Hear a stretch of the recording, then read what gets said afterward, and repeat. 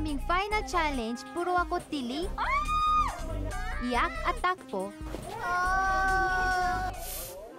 Ito kayang si Julian.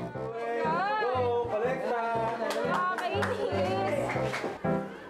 Sige. Ay! Nasaan? Ayan o, dami o. Ayan, nilabasan na yung bitumba. Oh my God! Ah, Lord, paano to? Diyos ko, Lordy!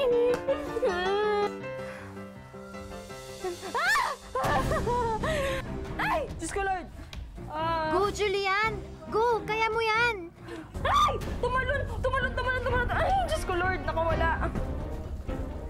Tiniis ko siyang hawakan kahit manipis na manipis lang yung gloves ko. Sabi ko, oh my God, kailangan kong gawin to. Kasi matatalo na naman ako, ganito, ganyan. Ayoko na matalo kasi ayoko maparusahan. Ayoko talaga. Why? Wow! Parang naglalaro lang ng golf itong si Julian, oh!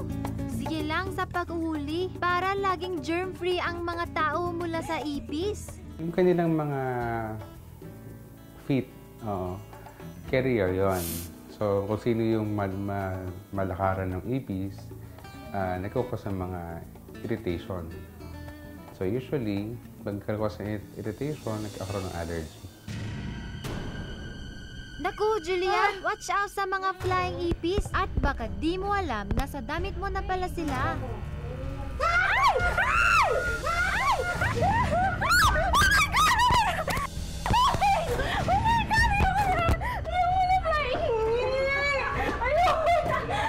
Sobrang na-stress talaga ako. Sigaw talaga ako ng sigaw kasi nga may mga lumilipad, ganon.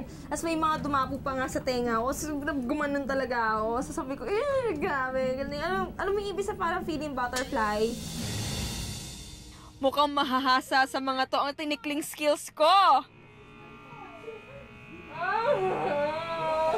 Naiyak na ako. Ayoko na.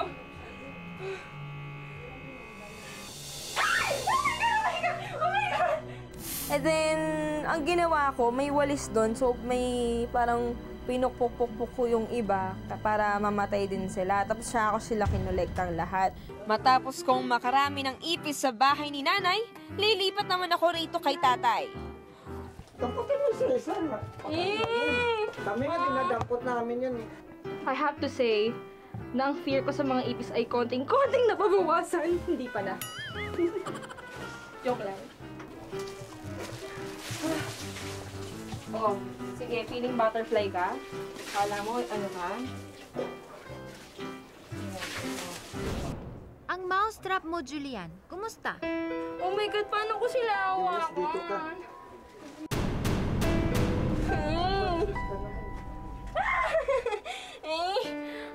Paano ko ito hawakan? Hindi ko kaya talaga. May ano po ba kayo dyan? Walis? Or ano?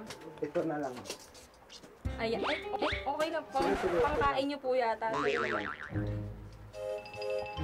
Pakilawan, please.